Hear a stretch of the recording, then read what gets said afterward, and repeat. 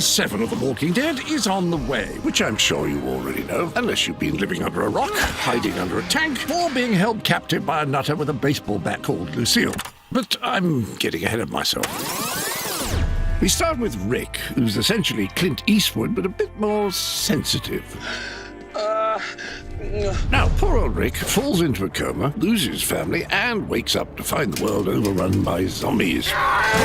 Sorry, walkers. Walking Dead Lesson 1. Zombies are not called zombies. Rick meets Glenn. Cracking chap that can't grow a moustache to save his life. Daryl, the violent little sweetheart. Carol, who makes the remarkable transition from a meek housewife into a teacher who wouldn't pass an Ofsted inspection. Today, we are talking about knives. But pick of the bunch is this charming fellow Merle, who the kind, forgiving, reasonable gang chain to the roof and leave for dead.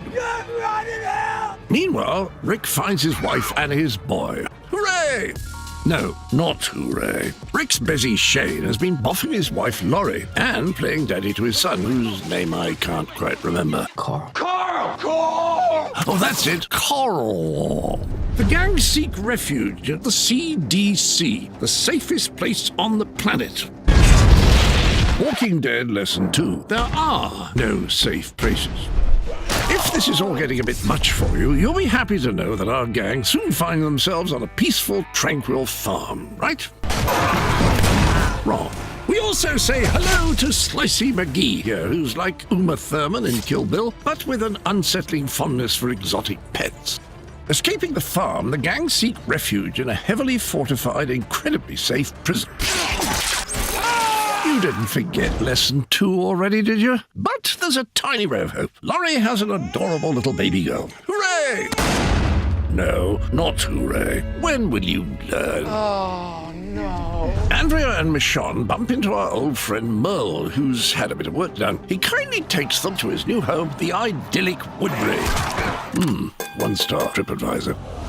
Now, running this town is the governor. He's got the bad guy triple threat. Eye patch, jazzy nickname, fish tank full of heads. Patchy Pete launches a savage murderous attack on the gang, but let's not focus on that. Let's focus on something nice, like, I don't know, flowers. Just look at the flowers, Lizzie. Just look at the flowers. Oh, God, no, anything but that. Walking Dead Lesson 3, never look at the flowers. The gang move on, but immediately run into a rather uncivilized bunch called the Claimers, who've presumably walked 500 miles to get there, and it's up to the gang to stop them walking 500 more. They buddy up with Abraham and Eugene, who are heading to Washington from their home, presumably the set of Magnum P.I. Everyone follows a train track to the safety of this lovely-looking place. Welcome to Terminus. The folk at Terminus invite survivors around for dinner, and Boozy Bob gets legless at a barbecue. You taste much better than we thought you would. We wind up in Alexandria, an impenetrable, cordoned-off utopia.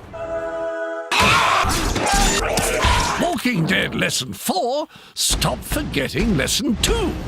Finally, we make a new enemy. The Saviors, run by the charming Negan, Pissing our pants yet? who kidnaps them and decides which of our beloved heroes will meet a sticky end. But who will survive Negan's bloody beating and incessant rhyming? You'll have to watch Season 7 to find out. Eeny, meeny, miny,